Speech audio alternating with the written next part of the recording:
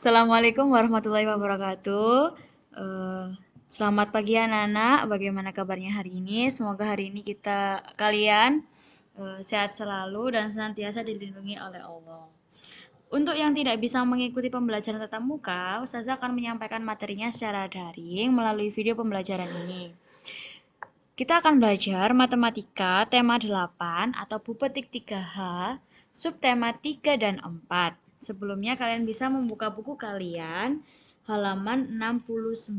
Kita akan belajar tentang membaca, menyajikan, menafsirkan data dalam bentuk diagram. Yang pertama, kita akan belajar tentang membaca data yang disajikan dalam bentuk diagram. Jadi data tersebut langsung disajikan dalam bentuk diagram. Apa sih data itu? Data merupakan kumpulan informasi yang diperoleh melalui suatu pengamatan. Data biasanya disajikan dalam bentuk diagram agar lebih mudah dibaca dan dipahami. Ada dua jenis diagram yang akan dipelajari hari ini, yaitu diagram batang dan diagram gambar. Perhatikan data pada diagram berikut ini. Ini adalah contoh sederhana diagram batang yang disajikan dalam bentuk tabel. Berdasarkan diagram data tersebut, informasi yang dapat diperoleh antara lain banyak regu pramuka dari kelas 3 adalah 2 regu karena di sini ada 2 kotak yang diberi warna. Selanjutnya, banyak regu pramuka dari kelas 4 adalah 4 regu karena di sini ada 4 kotak yang diberi warna. Untuk kelas 5 ada 5 regu karena ada 5 kotak yang diberi warna dan di sini angka paling atas yang diberi warna menunjukkan angka 5. Dan untuk kelas 6 ada 3 regu. Selain dalam bentuk diagram, untuk menyajikan data bisa menggunakan bentuk tabel terlebih dahulu. Jadi data dalam tabel dapat disajikan dalam bentuk diagram agar lebih mudah dibaca dan dipahami. Perhatikan tabel berikut ini. Ini adalah contoh tabel data banyaknya hadiah yang diperoleh siswa kelas 3 sampai kelas 6. Dari data ini, kita bisa membuat diagramnya seperti yang tadi sudah Ustazah sampaikan di awal. Dari data ini bisa dibuat atau digambar bentuk diagramnya. Nah, contohnya seperti ini. Ini adalah contoh diagram dari data yang sudah ada. Jadi, kalau kita menemukan suatu data, kita bisa membuat data tersebut menjadi diagram agar mudah dibaca dan dipahami. Selanjutnya, data juga bisa ditafsirkan. Karena tidak semua informasi yang disajikan dalam diagram disajikan secara langsung. Ada beberapa informasi yang tidak disajikan secara langsung. Contohnya, informasi tentang data yang paling banyak, data yang paling sedikit, jumlah data, maupun selisihnya.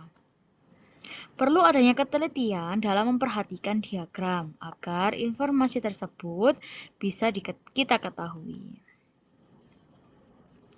Coba kita perhatikan lagi data atau diagram tentang banyaknya hadiah yang dimenangkan setiap kelas yang sudah Ustazah contohkan tadi di atas. Kita lihat bersama-sama. Nah, ini tadi contoh diagram yang sudah kita buat ya. Selanjutnya, dari diagram ini kita bisa memperoleh informasi. Antara lain, kelas yang mendapatkan hadiah paling banyak adalah kelas 5. Kelas yang mendapatkan hadiah paling sedikit adalah kelas 2. Jumlah hadiah yang diperoleh kelas 3 dan 4 adalah 4 ditambah 5 sama dengan 9. Selisih hadiah yang diperoleh kelas 5 dan 6 adalah 7 dikurangi 2 sama dengan 5. Kalian harus perhatikan ya, setiap ada kata-kata jumlah atau selisih. Jumlah berarti data tersebut dijumlahkan atau ditambahkan. Kalau selisih berarti data tersebut dikurangi dari data yang diminta. Yang terakhir yaitu jumlah seluruh hadiah yang diperoleh kelas 3 dan sampai kelas 6, yaitu 4 ditambah 5 ditambah 7 ditambah 2 sama dengan 18 buah. Selanjutnya, tadi kita belajar tentang diagram tapi bentuk diagram batang tapi masih sederhana. Sekarang bentuk diagram batang yang sesungguhnya. Nah, diagram batang merupakan salah satu cara menyajikan data agar lebih mudah dibaca dan dipahami. Informasi pada diagram batang dapat diperoleh dari tinggi rendahnya masing-masing batang. Jadi kita bisa lihat dari tinggi rendahnya setiap batang yang pada data tersebut. Coba diperhatikan diagram batang berikut ini. Di sini ada tentang hobi, yaitu ada membaca, memasak, menggambar, dan bermain. Berdasarkan data pada diagram tersebut, kita dapat memperoleh informasi, antara lain, banyak anggota Regu Pramuka yang hobi membaca adalah 5 orang. Hobi yang paling banyak disukai adalah bermain bola. Jumlah anggota Regu Pramuka seluruhnya adalah 5, ditambah 2, ditambah 5, ditambah 6, sama dengan 18 orang. Kalian bisa melihatnya di halaman 99. Untuk selisih banyak anggota Regu Pramuka yang hobi memasak dan menggambar adalah hobi memasak ada 2 orang, sedangkan hobi menggambar ada 5 orang. Jadi 5 dikurangi 2 sama dengan 3 orang. Selain diagram batang, ada juga diagram gambar. Informasi pada diagram gambar ditentukan oleh banyaknya gambar pada masing-masing kategori. Coba perhatikan data pada diagram gambar berikut. Di sini ada diagram tentang tong daur ulang atau isi dari tong daur ulang. Di sini ada benda-bendanya, macam-macam bendanya, dan ada banyak bendanya.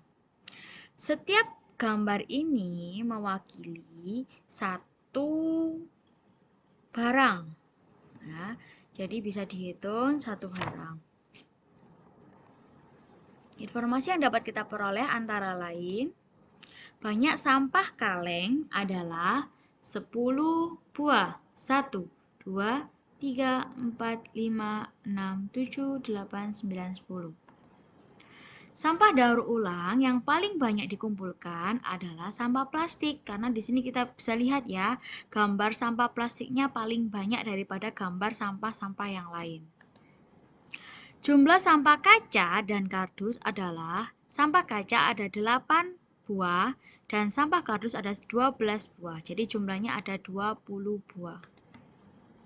Urutan sampah daur ulang yang paling sedikit dikumpulkan adalah kaca, karena di sini kita bisa kita lihat gambarnya paling sedikit, terus kaleng, lalu kardus, dan yang terakhir adalah sampah plastik.